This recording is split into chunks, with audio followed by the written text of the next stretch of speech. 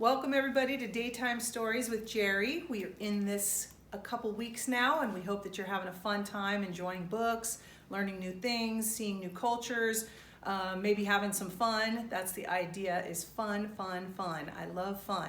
Today's book is a lot of fun, but it's by an author who has written tons of books. He told stories to his daughter when she was little, and then he wrote them into stories for us so that we can read them over and over and over. Today's story is The Frogs and the Toads All Sang.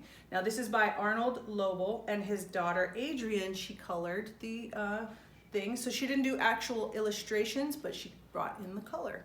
Arnold Lobel, he has lots of great books, and some of his really good books are Frog and Toad. Those are famous for people who are learning how to read. So this, what we have today, is a picture book.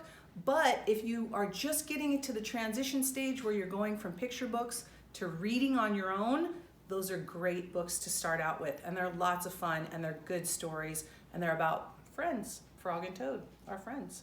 So today we're reading Frog and Toads All Sang. This is a rhyming book. It's like little poems. So if you think one day you're going to be a poet, this is a fun book to start out and maybe inspire you. Whoops. I love these illustrations. Arnold Lobel, color by Adrian Lobel. The Frogs and Toads All Sang. Let me skip. The frogs and toads all sang, "We're going to have a party." The frogs and toads all sang, "We've got lemonade with ice cubes and paper lamps to hang." The ladies wore long dresses and the gentlemen wore pants. The orchestra was ready, so they all began to dance.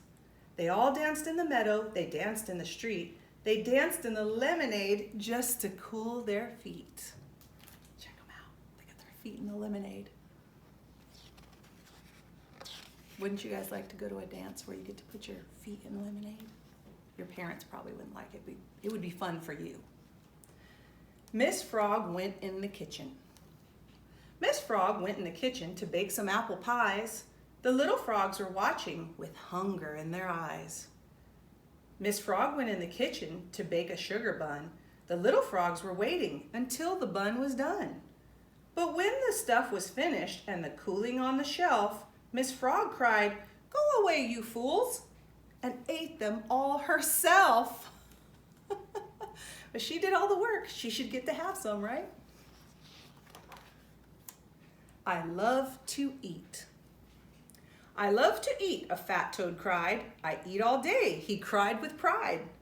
"I eat and eat until it hurts, then finish up with 3 desserts. And when the evening darkness comes, I light the lamp and eat the crumbs." Greedy! Look at that big frog.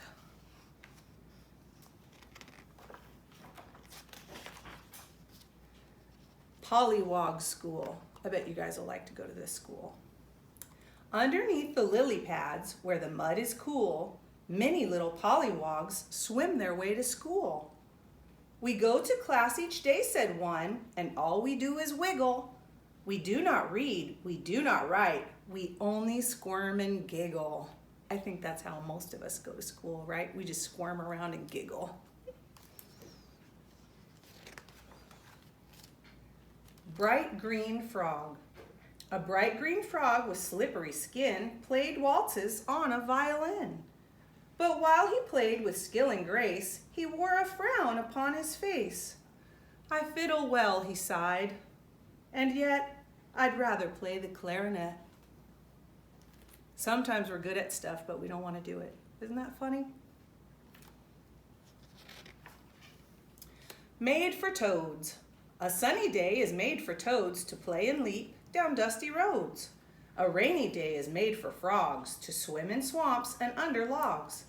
In weather gray or weather bright, for some the day will just be right.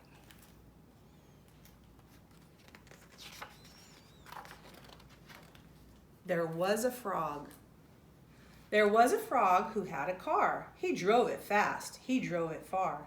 He traveled 50 days and nights and never looked at traffic lights.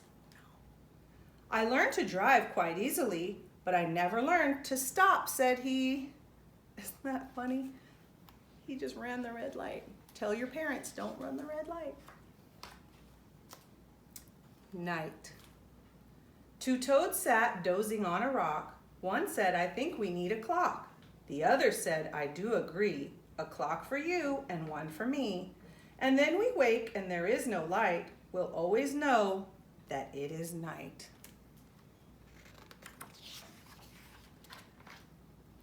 A toad was feeling. A toad was feeling sad and grumpy because his skin was rough and lumpy. My skin is bad, he said, I will hide it. He bought a coat and jumped inside it. And now, he said, I do not worry. Outside, I'm nicely soft and furry. And that is the end of Frogs and Toads All Sang.